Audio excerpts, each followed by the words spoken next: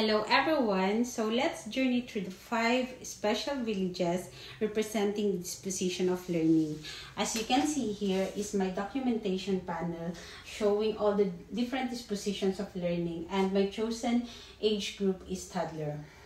First is the playful village. Children chase bubbles, faces glowing as one shouts, "I got it, I got the bubbles." Playfulness sparks creativity, and my reflective question here is, what if we use a giant wand? Next is the seeking village. A child exclaims, "Look, it's changing color," while mixing paints, encouraging problem solving. My reflective question here is, what else can we mix to see a change? Next is the participating village.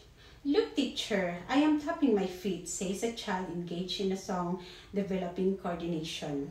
My reflective question here is, what other body parts can we use to make a music? Now, the caring village.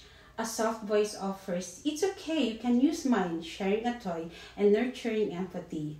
My reflective question here is, how can we show kindness to someone sad? And finally, the persisting village.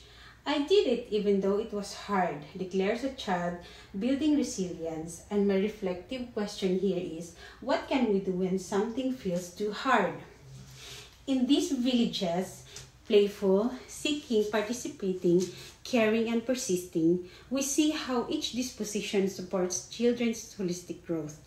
As educators, we guide them, fostering curiosity, confidence, compassion, and resilience for lifelong learning. This is the end of my presentation, and I hope you like it. Thank you very much.